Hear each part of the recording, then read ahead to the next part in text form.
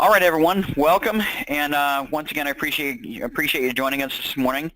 Hey, I see everyone's in attendance. If you don't mind, I'd like to take care of a couple of housekeeping things. We're using GoToWebinar, and if you're using your GoToWebinar, what I'd like you to do is look in your GoToWebinar bar. That's that bar that GoToWebinar sits on the right-hand side.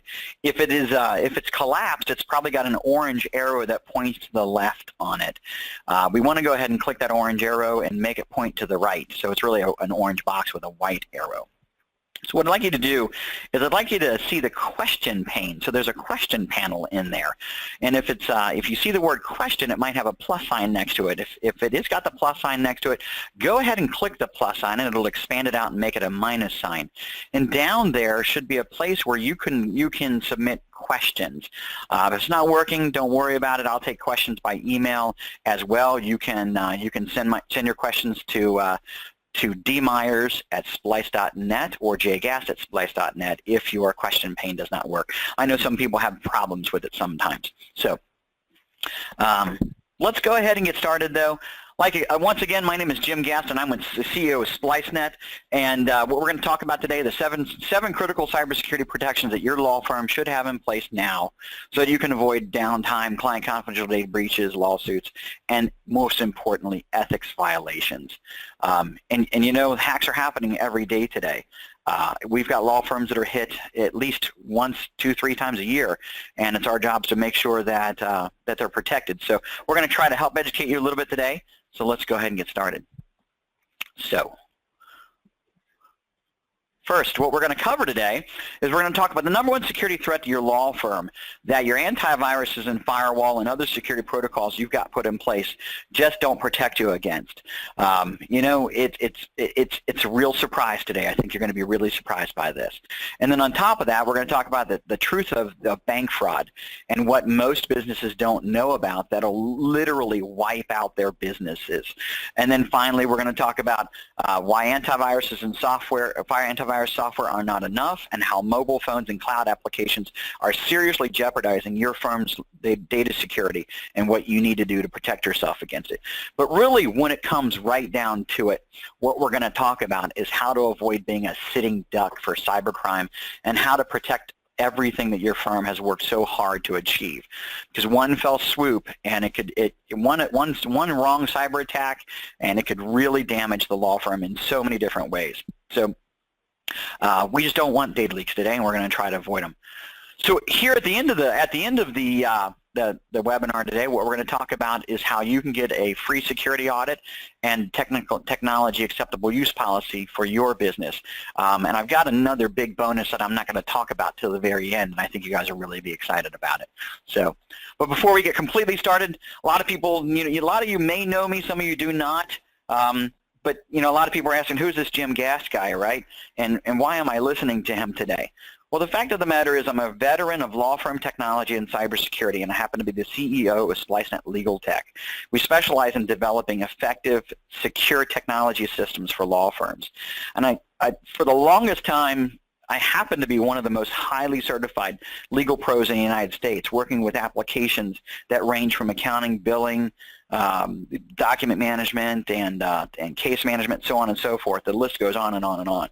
Probably one of my biggest strengths, though, is the fact that I was subcontracted exclusively. I mean, one of 2 people in the country to be subcontracted by CDW to deliver various security solutions to law firms, hospitals, large pharma, and retailers. I mean, the retailers, you would know the names of retailers. Unfortunately, because of NDAs, I can't divulge that information, but they're big box retailers that you know here in town, actually, and in the town that you're in.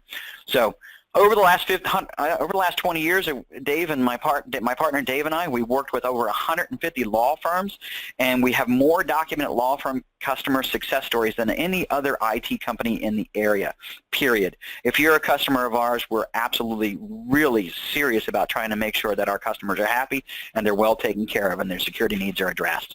So let's talk about what I consider to be the biggest danger today, and it really isn't a cyber attack. It's really not. The biggest danger is complacency. And this guy, Andrew Grove, he's former CEO of Intel, I mean, a really smart guy, right?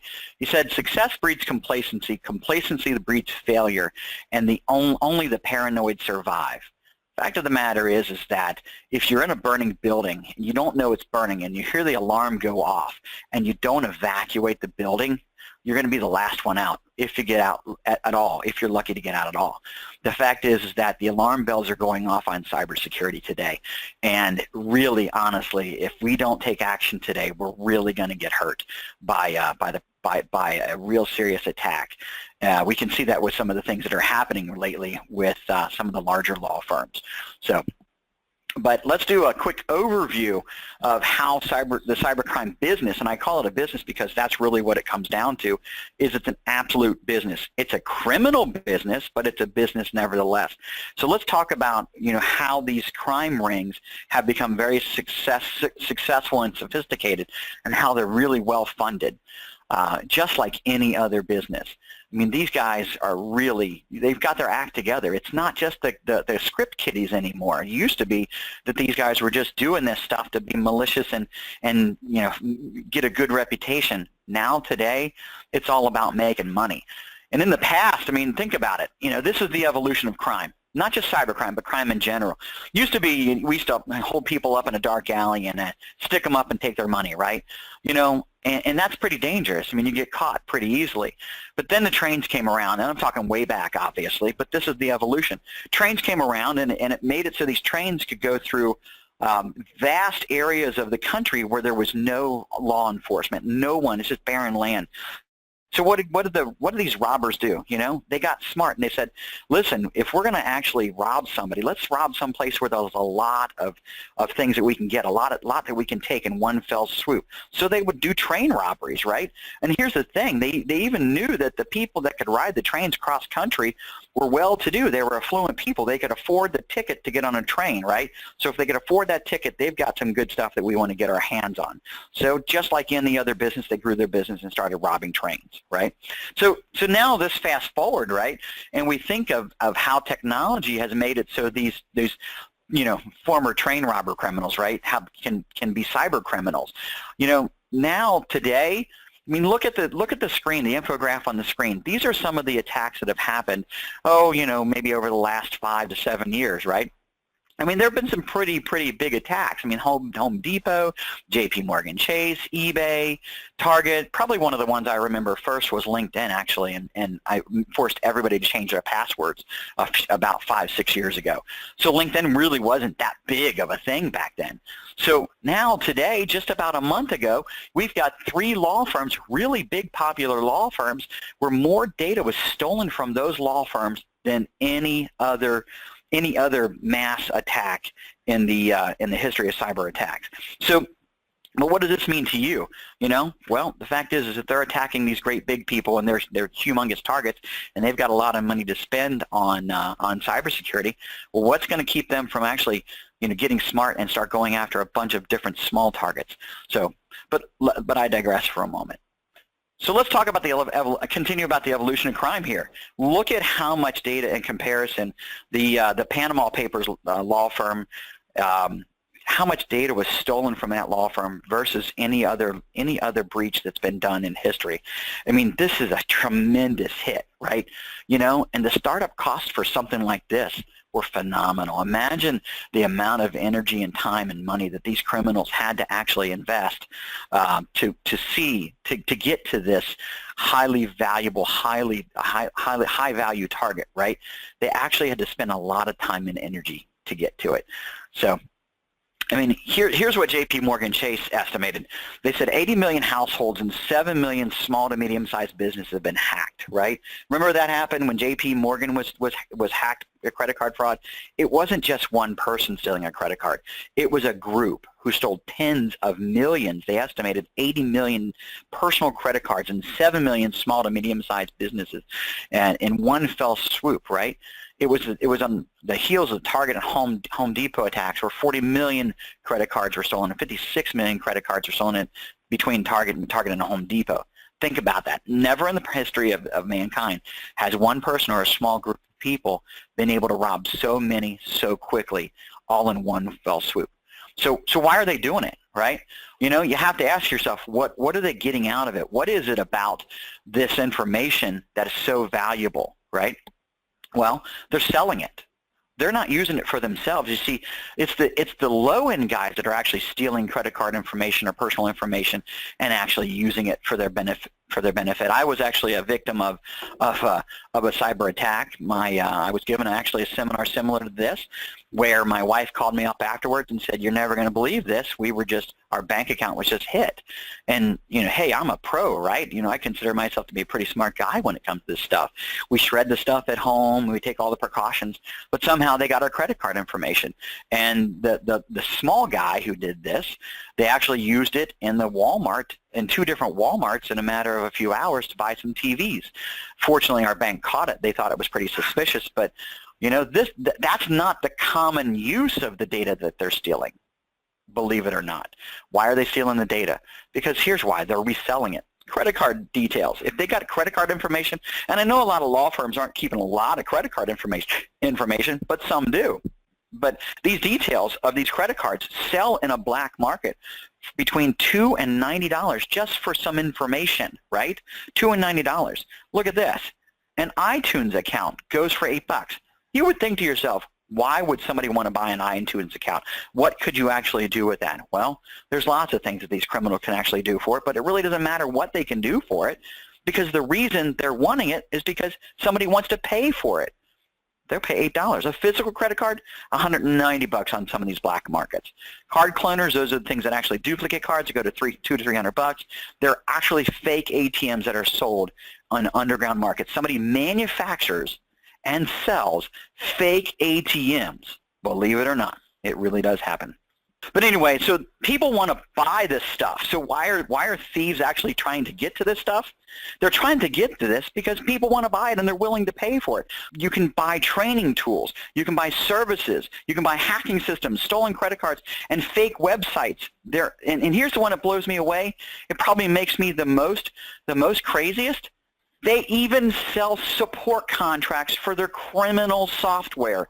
You can actually buy a support contract from one of these companies that sell hacking software, so that if the hacking software doesn't work, guess what? You can get 24 by 7 support for the software that you need to steal people's credit cards. It's the truth. So it really doesn't matter what information that they're stealing from you. It doesn't matter the data that you've got anymore. What matters is that they're trying to steal data from you so that they can sell it. And any piece of information is worth money. Documents from law firms, my goodness, the amount of money that's actually could be generated from the Panama Papers heist. Imagine how much money will actually be made on 2.6 terabytes of data that was stolen. Doesn't matter what the data is going to be used for. What matters is it's going to sell in a black market, and then it's somebody else's job to actually put it to use. And believe me, they will. So here's the thing to think about. Everybody thinks that we're too small and nobody would attack us. You know, we don't have anything anybody wants, and you're wrong. Okay, the fact of the matter is that 1 in 5 law firms today fall victim to cyber crimes each year. That number is growing. We've actually had customers of ours that have been victims of cybercrime. Listen, you can build the best defenses in the world, and it doesn't matter. Somebody's going to get in. And also, you know, if you got to take the advice of the people that are the experts in this area too. If you don't take the advice, it's really going to hurt you. But you see, these larger companies, they have sophisticated security. They're not easy targets. Smaller law firms under 100 people that don't have a budget for cybersecurity, they're the ones that are going to get hacked, and they're the ones that are the cakewalk for these guys. Think about it. If I am a cybercrime and I'm trying to attack high-value targets, and it costs me a lot of money to do it, am I smarter as a business to do that, or am I smarter to try to get thousands of attacks for a little bit of money? Right? Now, it depends on what kind of business you are, of course. But, you know, these crime rings go from large to small, just like businesses. So if you're a small cybercrime ring, if you will, cybercrime company, business, whatever you want to call it, because that's what they are, a little bit of money to get as much data as they can because, again, they're selling it. They're trying to actually make money on it. So 1 in 5 law firms today fall victim to these. Small law firms are the low-hanging fruit because they just don't believe their targets. Again, it's the complacency. It's the alarm bells are sounding, and we really don't think that it's, it has anything to do with us. We just don't think, it's going to happen. I was at an expo up in Columbus about a month ago, and at this expo, the fire alarms just went off. Everybody's standing around, thinking, what should we do? What should we do? Guess what I did? I made tracks for the doors. I made smart, and this is what I'm suggesting that law firms do today is get smart. So you are a target. No matter what you have in place, if you have loose security systems and loose protocols in place, you're in a much even bigger target than before. And law firms, with the amount of data that you've got today, are very high-value targets. As a matter of fact, in law practice today, they've got a couple of articles you should look up. I'm happy to send you the links if you ask for them. The Law Firm Data Attack Part 1 and 2 are very interesting reads. I think you should look at them. In addition to that, I'd like to just kind of point this number out, $201. I want you to ask yourself what that number represents. Well, that is the estimated value of one piece of information, okay? I'm sorry, not the estimated value, the estimated damage that one piece of information causes to law firms today. So one document causes approximately $201 of damage. One database record stolen, $201 of damage. One email stolen, $201 of damage. That's the estimated value, the estimated damage that one piece of information causes to a law firm. Through reputational damage, through loss of clients, which is the biggest cost to your law firms. Your grievance complaints, another tremendous cost. And the time that's wasted on grievance complaints, right? Compliance lawsuits. If you're HIPAA or PCI compliant, and you're governed to report data breaches. And I know a lot of law firms aren't doing what they should today, and I understand. I get that, right? But eventually, there's going to be no choice to report these data breaches. Recreation, not recreation of data, recreation of the data, to recreate this data that could be lost, right? And there's a number of ways in which the data could be either stolen. It could be stolen, left in place, and you don't even know, or it could be locked and you never get it back and have to go to a backup. But there's information lost in a lot of situations. The downtime and lost productivity and billable time, that's not even the big cost, right? That's not even the big one. IT support cost, again, not even the big one, right? The big one, I'll tell you in a minute, but here's the key point. It is an attorney's professional responsibility to protect your client's data. You guys know that, right? I mean, law firms are fully aware that we're supposed to be doing things to protect data today. The question you have to ask yourself is, what are we actually doing to be a good steward of the information? Are we actually taking the steps necessary? So let's look at the actual costs. So I put this spreadsheet together maybe about a month or two ago of a 15-person law firm with $1 million in revenue, right? You have to ask yourself, what are the actual losses, right, involved in a cybercrime? Let's suppose a cybercrime takes your network down for 2 days, and this is legitimate. We've seen cyber attacks actually take networks down for an entire day and then partially back up throughout the next day. So what if it takes your network down for 2 days, right? Looking at this, well, you got 15 employees and an average salary of $40,000. Now, that's, again, these are conservative numbers. So you got $4,600 in lost downtime for your employees, right? Well, the revenue associated with it, okay, the daily revenue on $1 million, 2 days of downtime, $5,500, right? The immediate lost opportunity cost. So your monthly revenue times an average number of customers that you're serving per month. Again, every one of these numbers varies, but let's just say it's a really low number. That's your immediate lost opportunity cost. But here's the big one, right? Total lost clients. Say there's 2.5 clients that you didn't get or actually didn't stay with you, right? Well, you got to figure the lifetime value of a client, how much that's worth to you. In this case, I just threw a number in there of $10,000. So conservatively, okay, lost downtime could be a loss could be about $35,000. I'll also send this spreadsheet out for you guys so you can start playing with it and putting some numbers in it, because cost justification for security is really important, right? I mean, and this doesn't even take into account a lot of other factors, like the time we had to spend to defend a grievance, or the time we had to spend to report the HIPAA and the fines and so on and so forth for all these things. So It's really just a low-end calculator that I put together that you guys can use to figure out what your potential costs are, right? I really get a kick out of this. Think about this. There are 200,000 new malware threats being released per day. 200,000. That's 1 million a week in a business week. I mean, think about it. A simple firewall and antivirus just is not enough to keep up with it. It's like trying to stop a tank with a squirt gun, just having antivirus and firewalls. There's so much more that you need to do to fight off 200,000 malware threats per day. And that doesn't even talk about the attacks, right? And how these malwares are used. So if 200,000 new malware attacks are being created each day, there's at least 100,000 people, 100 people, just say there's 100 people each day getting these malwares and using them for attacks. These are just the threats that are created. It's an exponential crazy number to think of, the number of attacks that are actually being attempted every single day. So 200, it's like fighting a tank with a squirt gun, just having firewall and antivirus. But here are some of the damages that are actually caused from it. Bank fraud, right? A lot of people don't know this. Now, what I'm about to tell you will make it worth your time today to actually, just this one slide right here will make it worth your time to sit on this. A lot of businesses do not understand this fact. The FDIC does not protect businesses from bank fraud.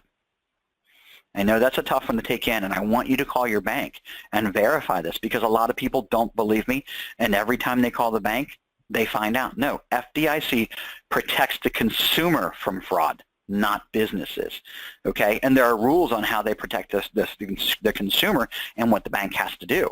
Your bank may help you, okay, may help your business, but generally only if it's reported within the first day, and still, even at that, they don't have to help you. They don't have to get your money back for you. So think about this. Your IOLTA accounts, your retainer accounts, your escrow accounts, you may have insurance for those things, and if you don't have insurance for those accounts, you should get insurance for those accounts, because the FDIC does not protect you. Call your banker. Make sure. I'm telling you, you'd be surprised. If somebody finds a bank that does protect them, the FDIC that does protect them, let me know, because I want to do banking with that business, that bank. So, what are some of my tips for protecting your bank accounts? Listen, if you got debit cards for your bank accounts, I'd get rid of them. They're the #1 way that bank accounts are compromised. I know we think if we go to Staples and we just buy some paper, right, that we're safe. Well, Staples gets hacked, and guess what? They've got your credit card information for your bank account. Somebody does, right? The other way is PCs. Have a dedicated PC for your online banking, and don't use that PC for anything else. Don't get your email on it. Don't go to social sites for it. Don't do law firm marketing on it. Don't download files. Don't download applications. Have it very, very tightly controlled, and no sharing on it for anything. Have it dedicated just for online banking, because I know online banking is a fact and things that we need to do. Okay, so we just can't avoid it. Also, sign up for email alerts for your bank, for your different bank accounts, when withdrawals over a certain number happen, on like $100, right? Usually if they're going to hit it, they're going to hit it for small amounts, believe it or not. They're not going to hit it for the large amounts. They're going to do a whole bunch of small amounts over time. That way you don't realize it. So the smaller amount, withdrawal, hey, the safer you're going to be, and you're going to see it very quickly. I know somebody's account was drained for $50 a month for a matter of 6 months. I know that's not a lot, but now multiply that by the number of other people that had that done to them by that same hacker, and it became a really, really, really large number. Now, the next one's a really big one. I know a lot of law firms have to do wire transfers. It's an absolute requirement. Oh, here's a good question from Perry. Perry asks, if you cancel your cards, does that mean no ATM withdrawals either, and use physical banks to get cash? Perry, that's a really good question, right? And we talked about fake ATMs, and we all know about the various banks that have had the scanner things put over top of them. I forget what they're called, to actually allow you to do what your business with that ATM and still get your money, but they get your card information at the same time. Perry, every business has to do things different, and they have to take risks different ways. So petty cash. Remember the old days when we had petty cash on hand? We'd go to the bank and we'd do a withdrawal, and we keep it in a petty cash box in somebody's safe or locked office. Those days, a lot of money wasn't stolen except for the people that were actually handling the petty cash. So that's a good question, Perry. Each person has to do it differently. But for most businesses, I almost would never do an ATM withdrawal for most businesses. We have business cards here with SpliceNet, but we rarely use them. I mean, rarely use them. The only reason we use them is because we have American Expresses for everything else, which is they protect you very well, and we use the business bank cards only in the situation where an American Express is taken, and we try to avoid those situations. So I know it's hard. I know that you need cash. If you want to be safe, I would actually go to the bank and take the cash out. That's probably the safest way possible. So let me know if that answers your question. Dave, keep an eye on that, so in case you have another question, follow up. So another one real quick, signatures for wire transfers. Man, I'll tell you what, hackers are getting really good. Over the last 9 months, we've had 3 law firms where they needed to do a wire transfer, and the person that was in charge of doing the wire transfer received a really legitimate looking email from the person that would authorize the wire transfer. So think about that for a second. The person that did the wire transfer, they knew who that person was. They knew who the person to request the wire transfer was, and they sent a fake email to the person doing the wire transfer looking like it's coming from the person that's allowed to request the wire transfer. Can you imagine how much reconnaissance had to go into actually performing that crime? So think about that for a second. Your website tells you who the partners are in your law firm, generally speaking, and if that doesn't, LinkedIn does, right? And then if you find out who the person is at the law firm, find out the name of the law firm, now we can skim LinkedIn to find out the other employees of the law firm. Certainly we can find out, if you do accounts payable or whatever, right? I mean, there's so many resources out there to find out what you do. And if I'm a hacker and I've got something on your network, instead of just doing outside reconnaissance, I can see the activity that takes place. Oh, they're going to a bank website, right? And I can get that person to fake doing a wire transfer. And in these situations, one person actually had the phone picked up and was actually getting ready to do the wire transfer when they had a second thought about it. And they asked the person who happened to be in one of the situations in Alaska in all situations. Were really good, really good. Now, when they sent me the email for the wire transfer, they asked me to look at it. I happened to see it right away and knew what the problems were. It was a fake email address. The email address was made to look really close. It was an initial. It was off by one initial. So, they're really getting good at this. Again, that's really, really something you should pay attention to. Put in a process for wire transfers that require not only a signature from the bank, okay, but also verbal authorization from the person that's doing the wire transfer, not just electronic communications. Now, another tip I can give you is have your money spread out across multiple accounts. A lot of places can do sweep accounts, so if one account, like your operating account, gets low, it could sweep money from a backup operating account into that operating account. Or just, make that a habit and have your money spread out across multiple accounts. Kind of tough to do sometimes with ILTs and retainers, but, the lower the funds in there, the less there is to take and the less risk you take as well. Again, I hope this one slide today, right here, this one slide, I hope took care of, at least made it worth your time to be here. So let's talk about some serious threats, right? Social media. Social media is hacked every single day. 600,000 Facebook accounts are hacked every single day. This is my good friend Louise Sheard. Many of you may know her. She did give me permission to use this. We get a giggle out of it, actually. So so when I got this, I was like, kind of like, what's going on? Louise is already my friend, and I knew on Facebook that she was my friend. So I also could spot on here what the problems were, and this is one of my weekly quizzes I sent out to try to help spot the things that were wrong. So I called Louise up and I said, Louise, what's going on? And I told her, and she's like, whoa, wait a minute, and her Facebook account got hacked. Why does that matter? right? We think our Facebook has nothing to do with our business. Well, you know, when I get a Facebook, when I get this confirm request, well, guess what happens when I click on that link? I'm going somewhere, and I'm putting a password, or I'm doing something, and I might be going to that website, that fake Facebook website, and downloading a keylogger or some other malware to my computer. And I know a lot of people don't think that people do social media at work. They do. We know it's a fact. You know, people are on social media, whether on their personal devices, which is on the same network as your Wi-Fi sometimes, because they're using your office Wi-Fi, and I've got, you know, information on that to show you, or they're using their personal computer, their business computers. So if their account gets hacked, they get this, they're going to pick up some malware, and they're going to start doing keylogging, and sure enough, now the guys are into your network. When that's the bad thing. One of the most popular ones today is ransomware. Man, it's out of control, okay? The amount of firms that we've seen get CryptoLocker or Locky or whatever variant of crypto is out there, you know, it's out of control. And, you know, it's probably without a question the thing that's paying the most today, all right? These are the things that are actually people are trying to get proliferated throughout your network, because they know it's a quick payoff, right? They know that it's not just, it's hospitals. There's hospitals paying to get their stuff unencrypted. There is police departments that are paying to get their stuff unencrypted. Government agencies are paying to get their stuff unencrypted, and it's just getting worse and worse and worse. And there are protections that you can take to keep these things from happening.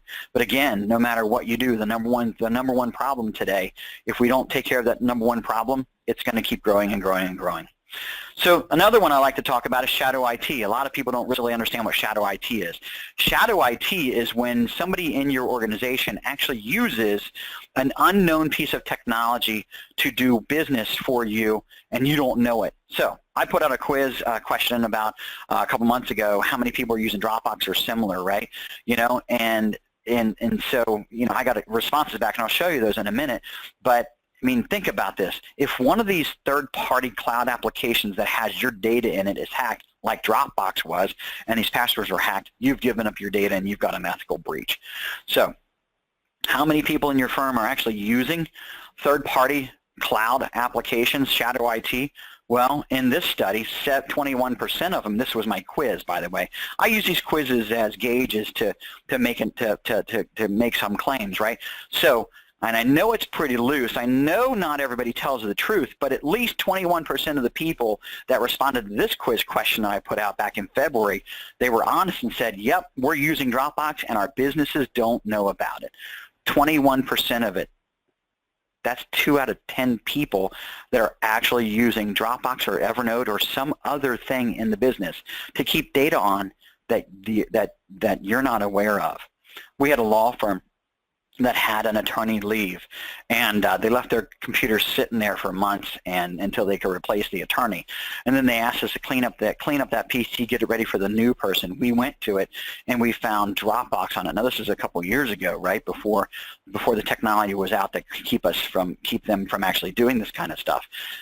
We found a Dropbox was on it. We saw it was still synchronizing up to the day in which we sat down and looked at it. So those documents were actually synchronizing to their home computer or to their phone or something like that, and we have no control over that. That data is out in the wild, right? Who knows what could have happened to the data? Fortunately, it was an ethical attorney. We trusted the attorney, but who knows what could have happened with that data that was out of our control at that time. It's kind of scary. Also, I did another quiz. Social hacking is really popular today. People say they wouldn't pick up a USB stick. 97% of them actually say they would not, but social experiments have shown this to be much higher. Remember, these are quizzes that I'm trying to help educate. Truthfulness isn't necessarily the key on these quizzes that I send out every week. It's more about awareness. So, you know, I assume that there's that 97% of people that say they don't pick up USB sticks and put them in their computers at the office or home, I can make the assumption that they're probably not completely all telling the truth because of other social experiments that have proven otherwise. But as you can see here, social hacking is a serious concern, and at least 3% of the people You know, 3% of the people say they would actually pick up a USB stick and connect it and find out who dropped it. So 3 out of 103 people said, at least honestly, it only takes one time though. Only one time for somebody to pick a USB stick into a computer, that USB stick be a criminal's USB stick, and it's got some files on there that run something, and they don't even know about it until it's way too late. And there are protections we can take against this. And here's the new frontier: mobile device malware, especially on the Android platform, which is the more vulnerable of the platforms out there. Sorry, I carry an iPhone, but it's not because of that reason. And eventually, the iPhone will be a very big threat too. The Android malware is growing. I mean, it's the fact is that you can get malware on any device that we want to these days with the right amount of work. It just happens that Android's a little bit easier. And this is just from last year, May of last year. Is there a question? How does someone, Debbie asks, how does someone dedicate one PC to banking when it still uses the same network or internet connection? That's a good question, Debbie. And so to kind of go back a few steps on that, it's simple. I mean, you just have a PC just for that, and yes, it's got to be connected to the same network. Unless you want to spend a lot of money to segregate it out on its own network, it is possible to do so. On the same network, just you have to make sure that it's very locked down. Like there are no administrative credentials on it. And the only website that's ever gone to is that bank website, or maybe like, you know, government websites, very tightly monitored as far as what it does. And usually the person that is in charge of that computer, of using that computer, you highly educate them as to what they should and should not do. Is it vulnerable? Yeah, every computer is vulnerable, right? But you keep it patched, you keep it updated, you keep it really closely. You have it turned off when not in use. That's a tremendous, I know that seems funny, but if it's turned off, nobody can get to it, right? So I hope that answers your question. We do have firms that do it. Some people actually do virtual PCs on their PCs, and that's another way that you can do it. That way they don't have to have a second computer sitting there. They can actually have a computer within a computer, if you will, and it's something I'm happy to talk to you about later on as well. So it can be done. Good question, Debbie. I really appreciate it. I hope that answered. If you have a follow-up question, just go ahead and type it in there. But, you know, back to the new frontier mobile device is becoming a bigger and bigger threat, and we need to protect ourselves against it. People have your email, have your documents, have your case management, have your billing, have customer information on their mobile phones today, and if we're not safeguarding those, we're really taking another big risk. So what if that data is lost or stolen, right? I mean, you know, it's easy to replace it, but, you know, what about the data? So encryption is tremendous. And here's the thing, you know, I check this out, and it's like this in just about every state. If that data was not encrypted, you very well may have violated an Ohio data breach law. And I know that it's different for law firms, but specifically, you know, what do we consider personal information? I mean, it's kind of funny. A first initial and a last name in combination with some other private information, including logins, passwords, and financial records, and so on and so forth, those are considered data breaches, and in many cases they have to be reported, especially in a situation with HIPAA and PCI. It's up to the Ohio Attorney General to allow a lawsuit to happen. That's how it works. There are no laws specifically requiring that we can sue, right? They have to be allowed by the Ohio Attorney General, and in addition to that, there are no real true actual laws on the books that say when it has to be reported and what the regulations are, right? So unless you're in a compliant environment. So there was a nice blog on the OSBA Law You Can Use blog by Cincinnati's own Jane Hill Shea down at FBT. She wrote a nice article on the Ohio State OSBA website. We should take a look at it.